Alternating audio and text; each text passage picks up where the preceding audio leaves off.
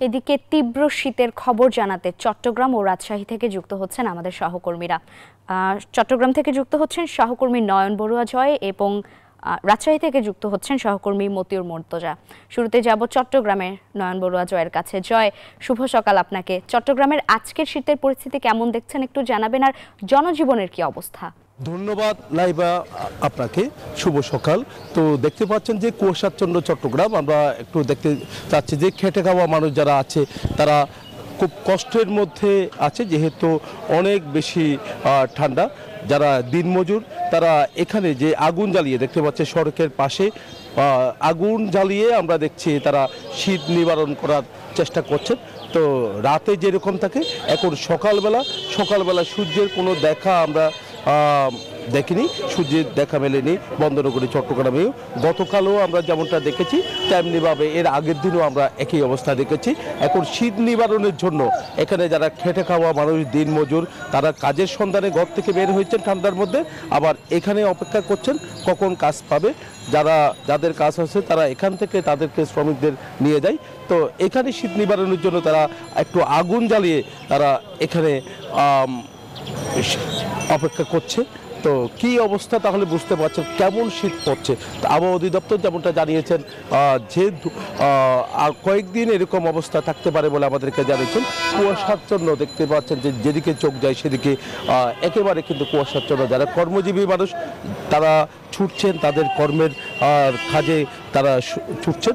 তো একই সাথে একটু পরিবহন দেখাতে যাচ্ছি, যান পরিবহন যেগুলো চলাচল করছে সড়কের মহাসড়কে, সেখানে একেবারে কিন্তু যাত্রীরা উঠছে, তবে কিন্তু লাইট জ্বালিয়ে বিভিন্ন জায়গায় কিন্তু পরিবহন চলাচল করছে, অনেকটা ঝুঁকি নিয়ে চলাচল করছে। সবচেয়ে বেশি মহাসড়ক যেখানে আছে সেখানে কিন্তু খুব ঝুঁকি নিয়ে চলাচল করছে, যেহেতু গ্রাম হেঁটে যে সড়কগুলো আছে সেখানে আরও বেশি কুয়াশাচ্ছন্ন।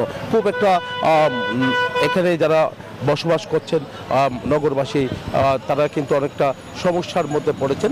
তবে যেহেতু শীতকালে শীত পড়বে কিন্তু সেই প্রস্তুতি কিন্তু সবাই তারা নিয়েছেন। এই ছিল আমার এখানকার সর্বশেষ। ফিরে যাচ্ছি আমার সহকর্মী অপেক্ষা করছেন রাজশাহীতে মর্তুজার কাছে। তীব্র শীতে রাজশাহীর জনজীবন বিপর্যস্ত। চট্টগ্রামের মতোই সাধারণ মানুষ ভোগান্তিতে দিন পার করছেন, বিশেষ করে যারা খেটে খাওয়া দিনমজুর রয়েছেন। আর রাজশাহীতে আজকে ভোর 6টায় সর্বনিম্ন তাপমাত্রা ছিল 14.5 ডিগ্রি সেলসিয়াস এবং বাতাসের আর্দ্রতা ছিল 97%। আর গত 24 ঘন্টায় রাজশাহীর সর্বনিম্ন তাপমাত্রা ছিল 12.5 ডিগ্রি সেলসিয়াস। আবহাওয়া অফিস জানিয়েছে রাত এবং দিনের তাপমাত্রা আরও কমতে পারে।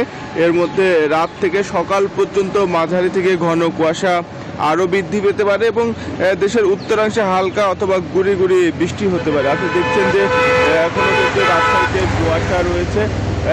মহাসড়কে বেশিরভাগ গাড়ি আমরা দেখেছি যে হেডলাইট জ্বালিয়ে চলাফেরা করছে এবং শীতের কারণে কিন্তু সড়কের লোকজন একেবারেই নগণ্য। আর তীব্র শীতে কিন্তু একেবারেই জনজীবন বিপস্ত, বিশেষ করে যারা খেটে খাওয়া দিনমজুর রয়েছেন তারা অসহনীয় ভোগান্তিতে দিন পার করছেন। এর পাশাপাশি রাজশাহী মেডিকেল কলেজ হাসপাতালে ঠান্ডাজনিত রোগীর সংখ্যা বেড়েছে, বিশেষ করে যারা শিশু এবং বৃদ্ধ তারা বেশি আক্রান্ত হচ্ছেন। শিশু ওয়ার্ডে আমরা দেখেছি যে বেডের তুলনায় প্রায় 3 থেকে 4 গুণ রোগী ভর্তি থাকছে, ফলে কিন্তু হাসপাতালের বেডে জায়গা না পেয়ে মেঝে এবং খোলা বারান্দায় চিকিৎসা নিতে হচ্ছে।